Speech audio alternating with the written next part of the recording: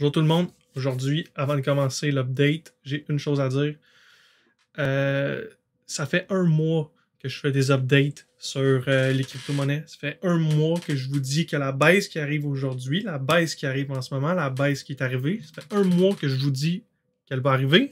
Non seulement je vous dis qu'elle va arriver, je vous dis les niveaux pour acheter, puis je vous dis les points possibles de retournement. C'est pas le temps de venir m'écrire sur Facebook quand ça arrive. Je suis occupé déjà à prendre des positions, à fermer des positions, à ouvrir des positions. C'est le seul temps où je suis occupé sur les marchés. OK? C'est quand je suis sur un point où je vous ai dit que j'étais sur le point, puis qu'on est dans une phase de correction agressive comme ça, ou sur un mouvement agressif comme ça, qui est très, très, très explosif, puis qui se fait aussi qui se fait acheter très, très rapidement. Donc, comme je vous dis, je fais pas ça pour faire la morale à personne. Juste que vous avez toutes les informations sur cette chaîne YouTube-là. Puis vous êtes capable de dealer avec. Vous êtes capable de prendre vos propres décisions, faire vos propres choses. Je veux pas que personne se sente attaqué par ce que je dis là. Parce que c'est un message vraiment générique. Je veux dire, il y a beaucoup de mes amis, famille, même des personnes que je connais à cause de cette chaîne YouTube-là qui me suivent, qui m'ont écrit ce soir. C'est correct. C'est correct de m'écrire. Je vais toujours être là pour vous. Mais quand j'ai donné des points d'entrée, des points de sortie, c'est des mouvements vraiment rapides, explosifs, où je dis quand ça va toucher tel point, là, comme la 21 Weekly Exponential Moving Average. Quand je dis à la seconde que ça touche ça, je deviens, comment j'avais dit? J'avais utilisé un terme. J'avais dit irresponsablement exposé aux crypto-monnaies, je crois. Je crois que c'est ce que j'avais dit. Puis là, ben, c'est arrivé ce soir. On a touché le 21 Weekly Exponential Moving Average. Venez pas m'écrire pour savoir qu'est-ce que je fais. Là. Je vous l'ai déjà dit. Je vais être irresponsablement exposé aux crypto-monnaies quand on va toucher le 21 Weekly Exponential Moving Average. C'est pas une surprise. OK? Puis si c'est ça mon plan de match, c'est ça mon plan de match. Je vais pas déroger à mon plan de match. OK? Donc, on va aller en détail voir c'est quoi mon plan de match maintenant.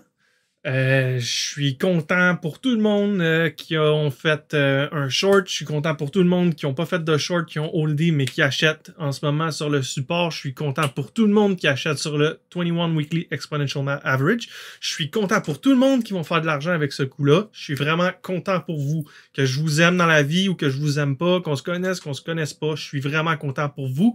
Vous venez de prendre une très bonne décision sur votre avenir financier.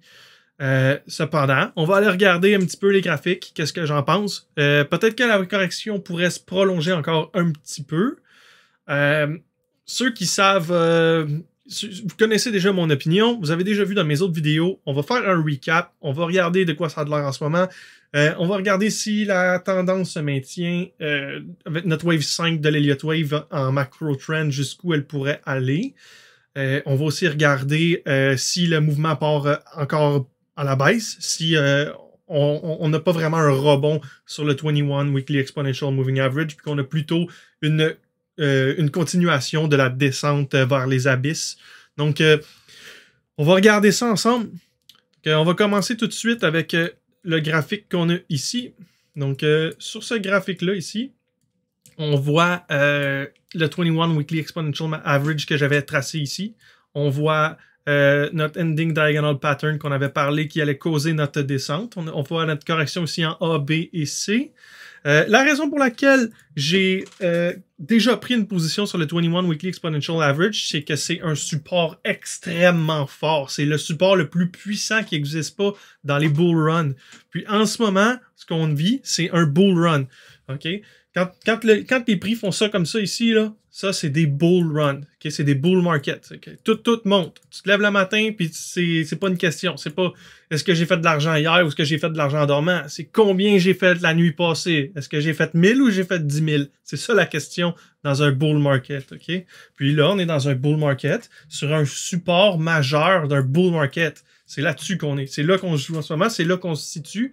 Donc, c'est le niveau à regarder, comme je vous avais dit. C'était le 21 Weekly Exponential Average. Je vous avais dit, tant qu'on ne va pas toucher le 21 Weekly Exponential Average, le 21 Weekly Exponential Moving Average, ce n'est pas un marché en santé. OK?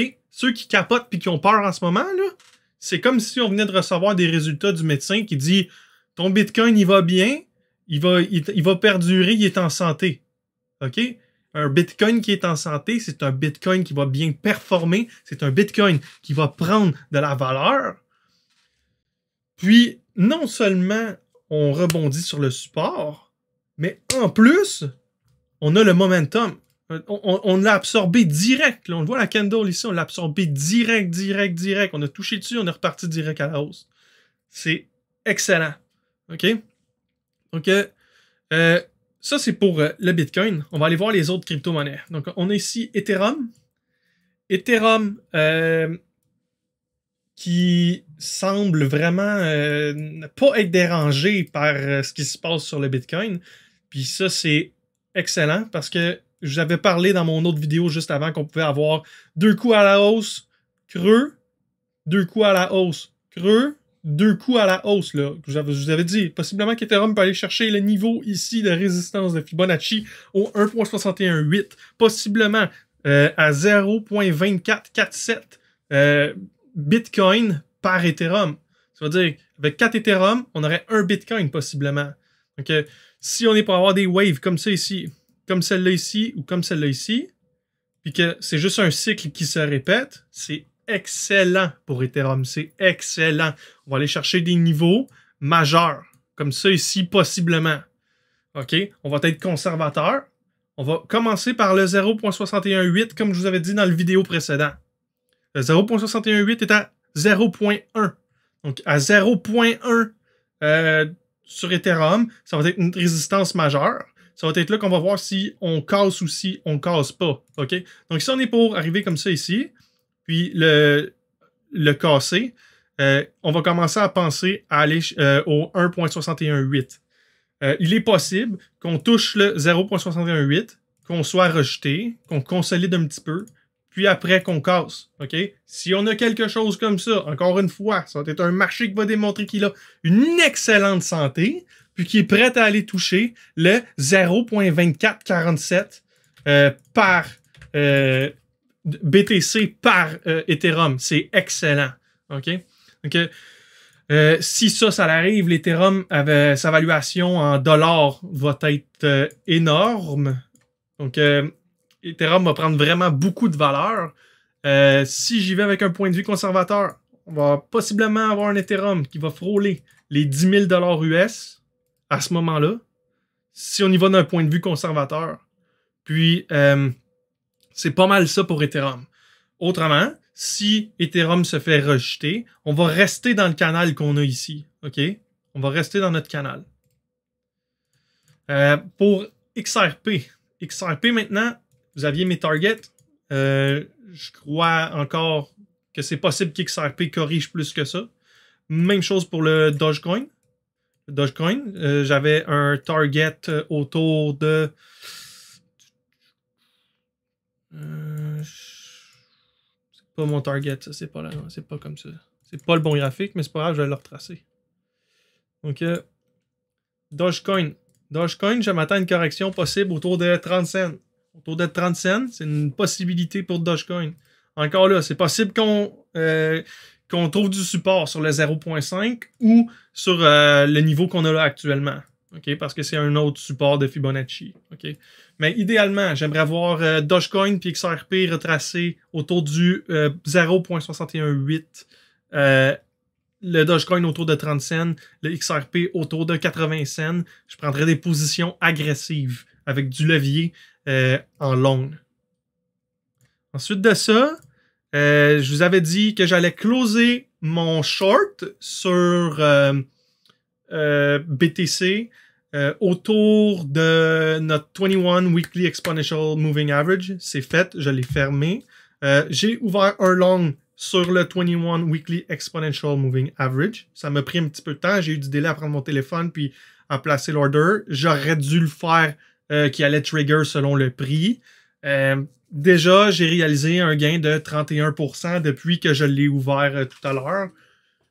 Mais j'ai pas misé gros parce que j'ai juste racheté avec le profit du levier que j'avais ouvert au préalable. Là. Donc, c'est pas mal ça. J'ai du profit là-dessus. Ça fait pas mal le tour là, pour l'analyse aujourd'hui. C'était vraiment juste pour faire un recap.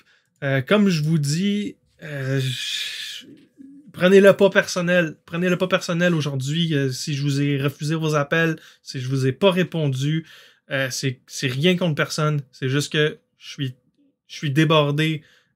Si tout le monde me.